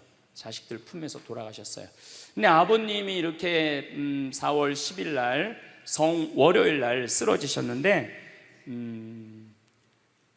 의사들이 심폐소생술 하겠느냐고 그랬을 때 우린 싫다고 그랬어요. 왜? 마지막으로 돌아가시는 아버지 갈비뼈를 다 부러뜨려. 그 정도 쓰러졌으면은 87세에 그 정도 병이시면은 이제 돌아가실 때예요. 근데 많은 경우 돌아가실 때 심폐소생술 하게 돼 있어요. 근데 우리는 원하지 않았어요. 네 자식 다. 그리고 아버님이 이 골수염이라는 이 병을 앓으셨는데 좀 많이 아프신 병이에요, 마지막에. 그래서 내가 아버지 원도 한도 없이 마약 놔드렸어요. 모르핀. 왜 죽기 전에 아프면서 죽어야 돼? 마약. 그래서 조금만 아픈 기미만 보이면은 간호사한테 가갖고 마약 놔달라고, 모르핀 놔달라고. 여러분들, 죽기 전에 하느님이 인간한테 준 최고의 선물이 뭔지 아세요? 마약이에요. 마약. 그래서 호스피스 병동에서 아플 때 진통제 놔드리는 거, 마지막 효도는 마약 많이 놔드리는 거예요. 그래서 우리 아버지 돌아가시기 전에 원도 한도 없이 마약 하고 가셨어요. 원도 한도 없이. 그 조금의 고통을 덜어주는 게 내가 보기에는 효도라는 생각이 들더라고요. 아버지 이렇게 쓰러졌을 때 생명 유지 장치 하겠느냐고 의사들이 얘기를 하더라고요. 우리는 아무도 원하지 않았어요. 그냥 아버님 편안하게 보내드리고 싶다고. 왜? 우리 아버지는 참 행복하게 사셨어요. 자식들이 아버지를 너무너무 좋아하고 사랑하고. 그래서 효도를 원도 한도 없이 해드렸냐, 이럴 건 자신 있게 말씀 못 드리죠.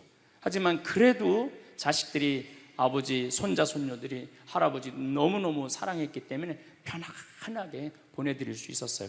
제가 작년에 왠지 우리 아버님한테 용돈을 많이 드리고 싶더라고요. 평생 돈 한번 넉넉하게 써보시지 못한 아버지한테 용돈 많이 드려야 되겠다. 그래서 제가 작년에는 이제 외부 강의, 한 달에 한 번 하면 한 번, 두 번 하면 두 번. 아버지가 무슨 돈을 이렇게 많이 주느냐고, 신부님. 아버지 원도 한도 없이 마음껏 써보시라고. 그래서 작년 한 해 내도 그전에는 조금씩 용돈 드리다 작년에는 그냥 막 이만큼씩 드렸어요. 아버지 원도 한도 없이 쓰시라고. 마음 안에 이런 마음이 있었어요. 한번 평생 마음껏 돈 한번 써보시지 못한 아버지 마음껏 돈 쓰시라고. 그랬다 1억을 드리거나 2억을 드린 게 아니야. 100만 원, 200만 원, 한 달에 300만 원 용돈 드린 거죠. 그러니까 아버님이 노인정에 그 노인 어르신들 밥 다 사고, 또 우리 자녀들이 그 23명인데 아버지한테 식사하러 가면은 아버지가 밥값을 다 냈대. 우리 누나가 항상 하는 얘기가 아버지 지갑에 항상 100만 원이 있었대요. 그러니까 얼마나 기분이 좋아. 아버지 돌아가셨을 때 노인정에서 그랬대요. 물주 세상 떠나서 어떻게 하느냐고 그랬대. 물주 세상 떠나서 어떻게 했느냐고. 아버님이 1년 동안 원도 한도 없이 즐겁게 사시다가 세상 떠난 거예요. 저는 효도도 나중에 한다는 건 다 거짓말이야. 효도하려면 언제 해야 돼? 지금 해야 돼, 지금. 부모님한테 돌아가시고 난 다음에 땅을 치고 통곡하는 거 다 소용없어요. 그냥 내가 지금 할 수 있을 때 최선을 다해서 효도하는 게 그게 효도라는 생각이 들더라고요. 어쨌거나 아버님은 쓰러지신 날 당신 스스로 걸어서 화장실 가셔서 아침까지, 그리고 오후 1시에 쓰러지셨어요. 그래갖고 밤 10시 41분에 돌아가셨어요. 근데 제가 아버지한테 그랬어요. 아버지 돌아가시려면은 오늘 돌아가셔야 된다고. 왜냐하면 그날이 성월요일이었거든요. 성화요일 날 돌아가시면은 장례미사를 못해요. 왜냐하면 성목요일 날은 장례미사를 못하게 돼 있어요. 성금요일, 토요일 다 장례미사 못해요. 그리고 예수부활 대축일 장례미사 못해요. 그리고 그 다음 월요일 날 장례를 해야 되는 거야. 의사 선생님은 오늘 내일 돌아가실 것 같다고 그러는데 내가 그랬어. 돌아가시려면 오늘 돌아가시라고, 내일 돌아가시지 말고. 근데 딱 10시 41분에 돌아가셨어요. 그래서 성수요일 날 아버님 장례 미사라는데 우리 수원교회 주교님 4분이 다 오셨어. 얼마나 그게 영광스러워요. 주교님이 4분이나 오셨으니까. 왜냐하면 성주관이니까 주교님들이 외국에 아무도 안 나가시고 교구청에 다 계셨던 거야. 얼마나 좋아요. 주교님 4분이 다 오셔서 미사를 봉헌해 주시니 얼마나 축복된 아버지예요. 또 신부님들이 많이 오셔갖고 그 성당에 수원 정작 꽃매 성당인데 꽤 그래도 큰 성당인데 신부님들이 꽉 차갖고 젊은 신부들이 지하에서 미사를 봉헌했다는 거예요. 그것처럼 축복이 어디 있어요. 그냥 하루라도 더 살라고 용 쓰다가 화요일날 돌아가셨으면 7일장 하는 거예요. 7일장. 하루라도 더 살라고 용을 쓰셨으면. 근데 우리 아버지는 정말로 살아있을 때도 나한테 행복을 주시는데 떠나실 때도 행복하게 떠나시더라고요. 여러분들도 마찬가지예요. 여러분들도 살아있을 때도 행복하게 사시고 죽을 때도 행복하게 죽으세요. 괜히 안 죽으려고 이렇게 용 쓰고 저렇게 용 쓰다가 누워서 10년 동안 똥오줌 싸기 시작하면요, 그때부터는요 지옥이야. 지옥. 여러분들은 제일 좋은 거는 자다가 주무시다가 죽는 거예요.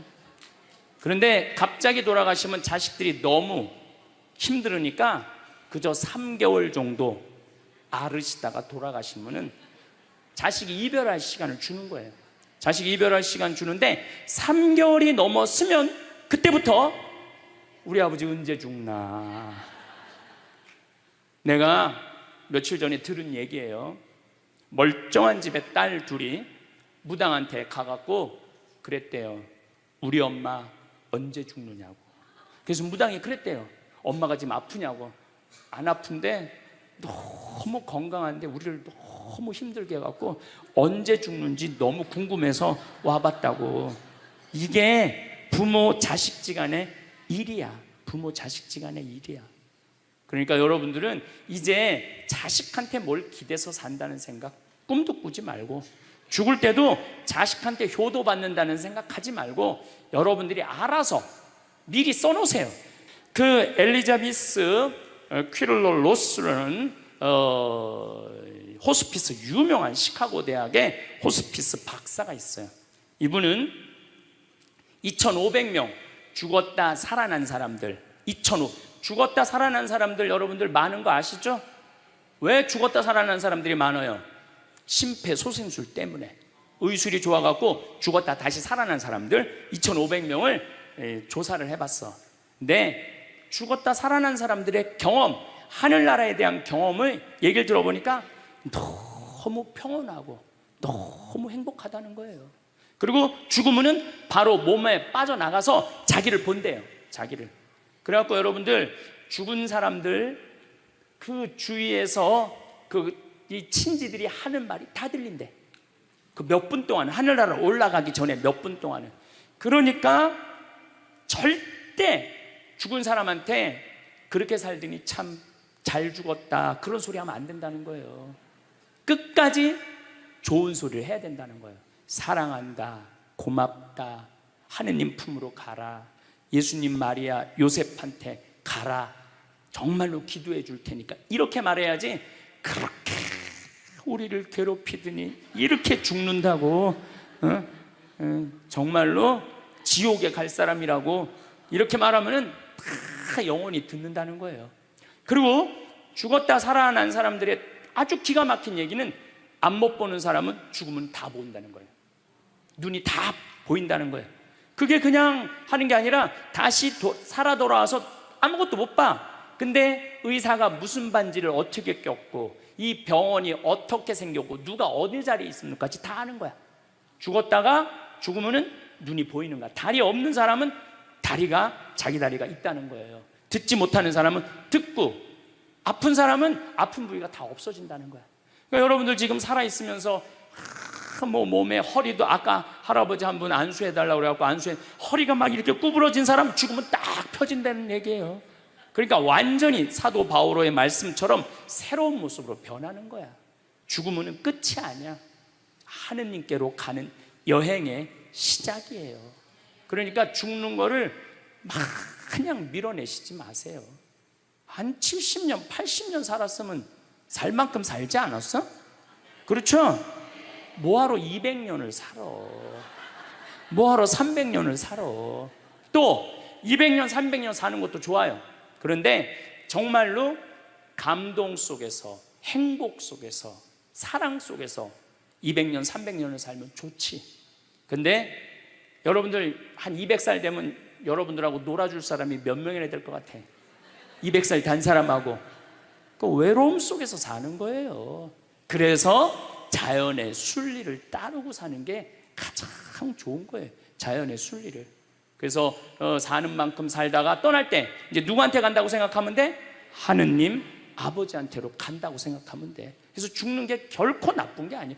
저도 아버님을 보내드리면서 굉장히 슬펐죠. 하지만은 우리 아버지 너무너무 열심히 사셨고, 마지막에 우리 주교님들, 우리 사제들, 또 수많은 교우들이 기도 속에서 저는 아버지 하늘나라로 갔다고 생각을 해요.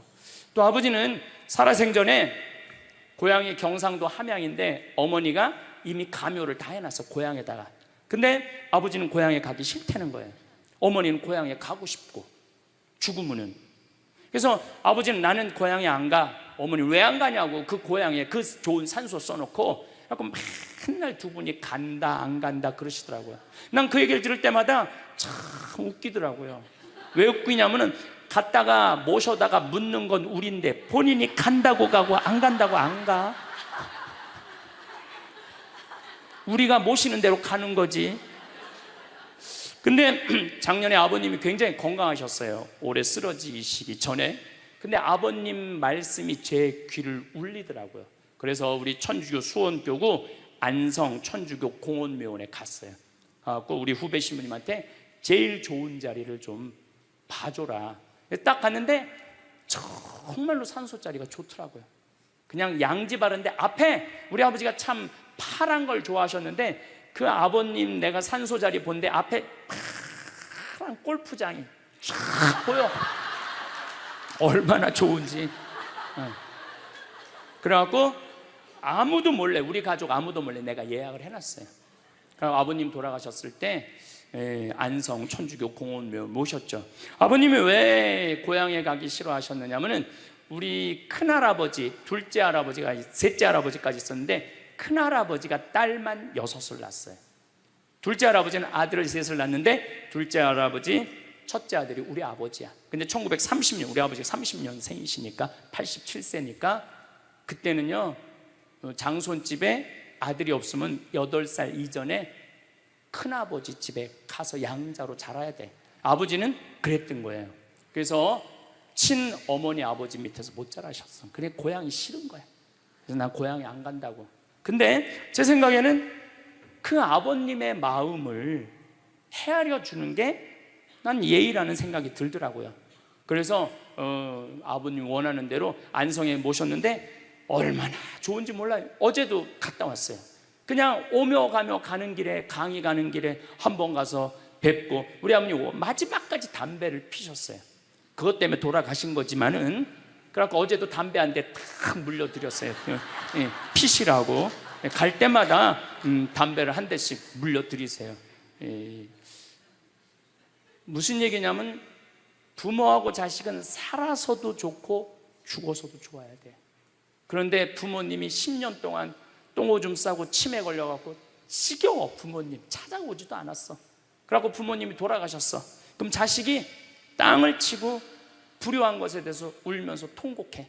그리고 돌아가셨는데도 부모님 먼 데다 모셔놔갖고 1년에 한 번, 2년에 한 번 가고, 살아서도 안 좋고 죽어서도 안 좋은 거예요. 그러니까 여러분들은 살아서도 좋고 죽어서도 좋은 부모 자식 관계를 유지하려면 죽음에 대해서 생각을 많이 하셔야 돼. 죽음에 대해서. 근데 이제 아버님 돌아가셨는데 딱 화요일 하루 장례를 했는데 조문객들이 얼마나 많이 왔는지 밥을 7번을 했대요. 보통 장례 밥 1번 한대. 근데 밥을 7번 했대.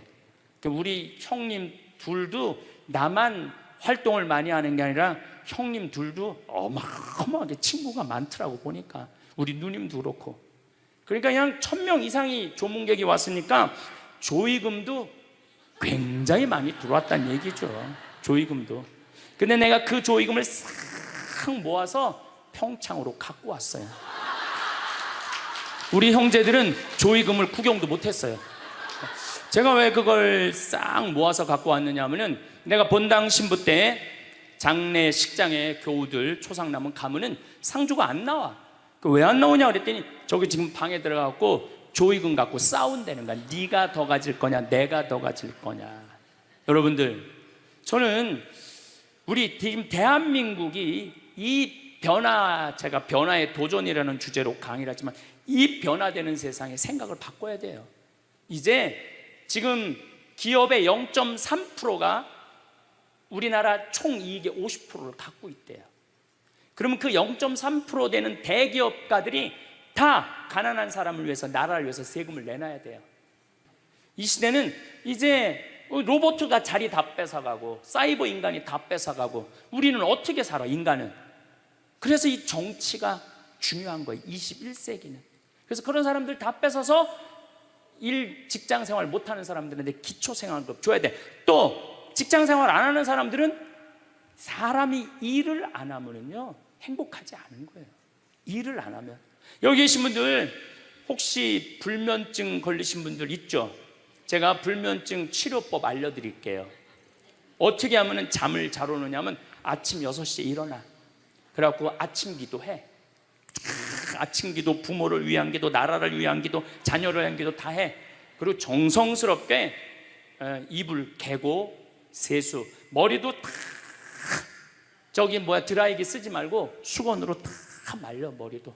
그리고 밥 정성스럽고 해 먹고, 목욕탕도 가갖고 묵직이도 5단 있는 힘 땀 다 빼고, 그리고 발차기도 하고, 목욕탕 안에서 제일 좋은 거라는 거예요. 그리고 산책하고 미사 참여하고 성서 쓰고 정성스럽게 행동을 하세요. 설거지도 정성스럽게 하고. 그러면은 저녁 8시만 되면 기절해서 자요. 여러분들이 하루 생활이 정성스럽지 않기 때문에 잠을 못 자는 거예요. 기절해서 자요. 저는 요즘 지금 목도 지금 특강을 너무 많이 해갖고 목이 쉬었는데, 요즘 이렇게 어제도 대전 강의 갔다 와서 7시만 되니까 막 눈알이 뒤집어지려고 그러더라고요. 눈알이. 그러면 자는 거예요. 근데 아무것도 안 하고 그냥 가만히 움직이지 않으면요 밤에 잠이 안 오죠. 당연히 잠이 안 오죠. 그래서 정성스럽게 사는 게 중요한 거예요. 어쨌거나 하여튼 아버님 그 조의금을 싹 갖고 왔어요, 평창에. 그래갖고 내가 우리 형제들한테 얘기했어요. 아버님 돌아가신 조의금은 어린아이를 위해서 쓸 거고, 어머님이 돌아가신 조의금은 노인분들을 위해서 쓸 거다. 그래서 이번에 잠비아에 에이즈 어린이 고아원 짓는데 아버님 조의금 보냈어요. 또 빈센트 병원에서 이번에 20명을 수술을 해줬는데 그 중에 2명 아버님 조의금으로 또 수술도 해주고. 아직도 많이 남아있어. 아직도.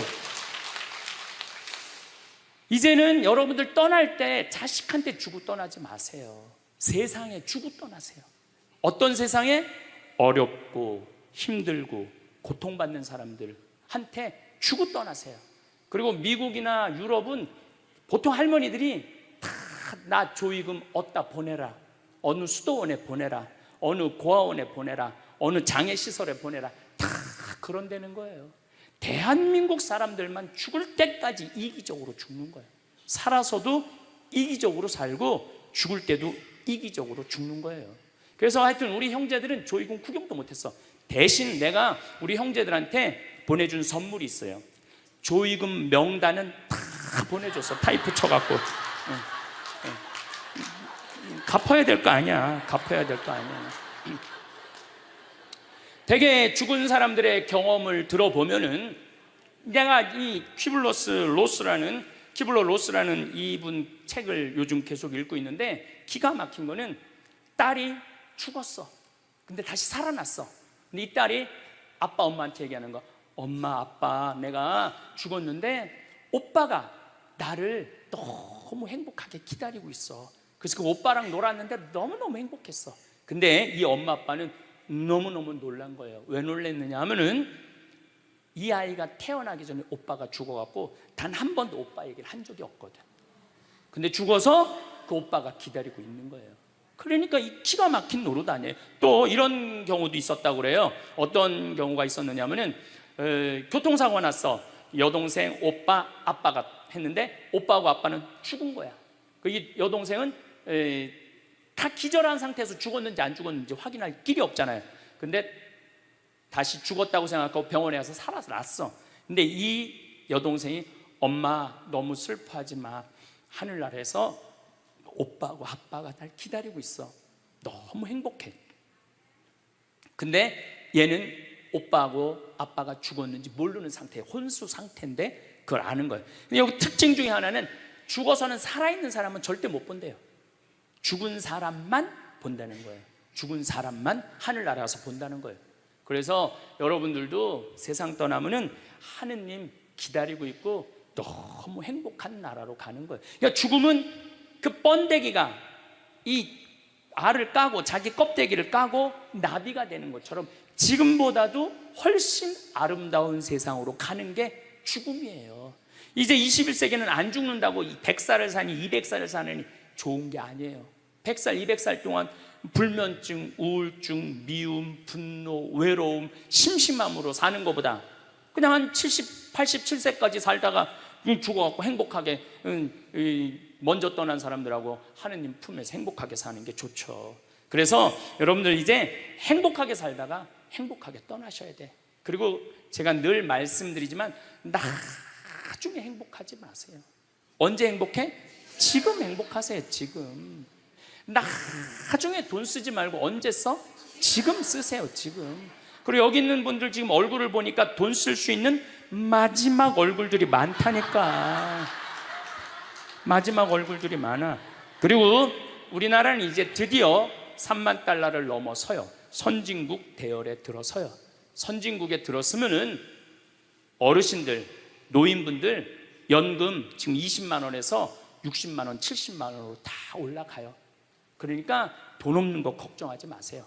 여러분들이 엉뚱한 사기에만 안 당하면은 먹고 사는데 아무 지장 없어. 욕심만 안 부리면은 충분히 행복하게 살 수 있어. 그리고 이렇게 강의 따라다니면서 배우는 여러분들, 진리를 목말라 하는 여러분들은 앞으로 행복하게 사실 수 있으세요. 예.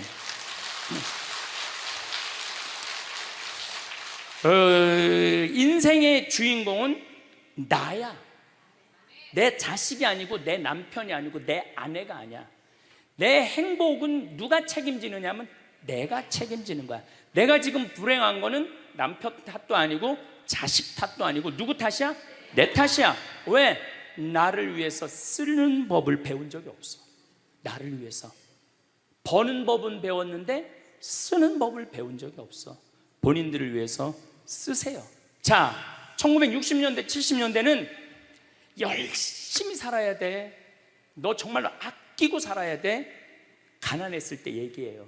이제 3만 달러가 넘었을 때는 이제는 재밌게 살고 행복하게 살고 의미 있게 살고 나누고 살아야 돼. 언어가 이제는 바뀌어야 돼. 그래서 여러분들 정말로 이제는 의미 있고 재미있고 행복하게 생활하시길 바라겠습니다. 다음 시간은 의미 있고 재미있고 행복한 삶이 뭔지 제가 말씀드리도록 하겠습니다. 감사합니다.